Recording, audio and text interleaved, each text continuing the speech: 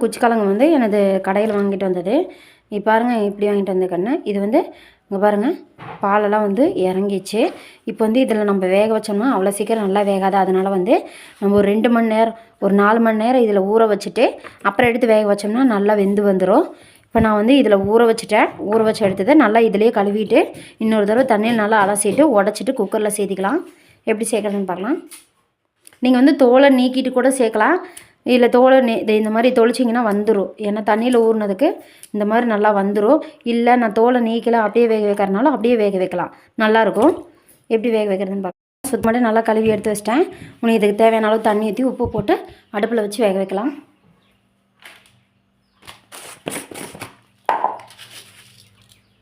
கொஞ்சம் உப்பு தேவையான அளவு மட்டும், அதிகமாக போட வேண்டாம், கொஞ்சமாக மட்டும் போடுங்க.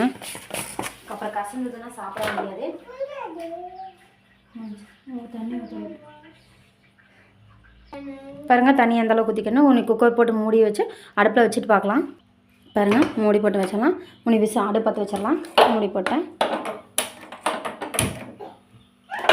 தண்ணி மேலே பொங்கி வந்துடும். அதனால் அடுப்பு சிம்மில் வச்சுக்கோங்க, மீடியம் ஃப்ளேமில் வச்சுக்கோங்க, கரெக்டாக இருக்கும். சரி, விசில் வரட்டு பார்க்கலாம். பாருங்கள், விசில் வந்துருச்சு. உனக்கு இறங்கிடுச்சு பார்க்கலாம். பாருங்கள், நல்லா வெந்திருக்கு. உங்களுக்கு அப்படி டவுட்டாக இருந்ததுன்னா பாருங்கள், லைட்டாக வச்சோன்னே பாருங்கள், ரொம்பலாம் இப்போ இது பண்ணல.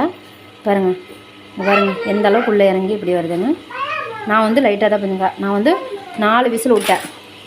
சின்ன குக்கருங்கிறதுனால 4 விசில் விட்டேன். நீங்கள் பெரிய குக்கராக இருந்தால் 3 விசில் விட்டால் போதும்.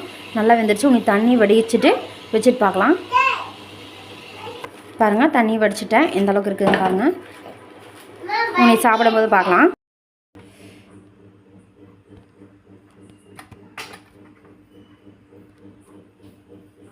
பாருங்கள், நல்லா வேக வச்சு எடுத்துகிட்டு இப்படி உருவினோம்னா வந்துடும் நல்லாவே. ஏன்னா நம்ம 3 விசில் விட்டுருக்குறதுனால நல்லா வந்துடும். இப்போ நான் வந்து இதுக்கு வந்து சைடிஷாக வந்து மிளகாப்பொடி, உப்பு மிளகாப்பொடி சேர்ந்து தொட்டு சாப்பிட்லாம், சும்மாவே சாப்பிட்லாம். அது விட்டால் நாட்டு சர்க்கரை வச்சு சாப்பிட்லாம். நான் வந்து இன்றைக்கி வந்து இப்போ வந்து நான் நாட்டு சர்க்கரை வச்சு சாப்பிட போகிறேன். பாருங்கள், 2 கலந்துக்கலாம். உப்பு மிளகாப்பொடி 2 கலந்துக்கலாம். நீங்கள் பெப்பர் கூட கலந்துக்கலாம் உப்போட. நான் வந்து இன்றைக்கி மிளகா பொடி தான் கலந்துக்கிறேன்.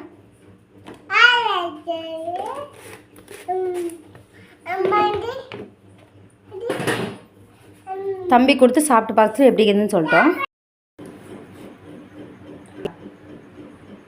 சாமி எப்படி இருக்குது?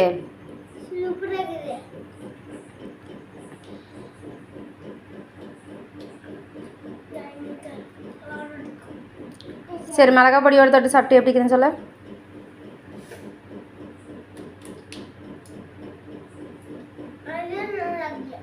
நல்லா இருக்குதா? இதில் 2ல் எது பிடிச்சிக்குது உனக்கு? சர்க்கரையோடவா? நீங்களும் இது போல் செஞ்சு சாப்பிட்டு எப்படி இருக்குதுன்னு சொல்லி லைக் பண்ணுங்கள், ஷேர் பண்ணுங்கள், சப்ஸ்கிரைப் பண்ணுங்கள், கூட இருக்கிற பெல் பட்டனை கிளிக் பண்ணுங்கள். இரு.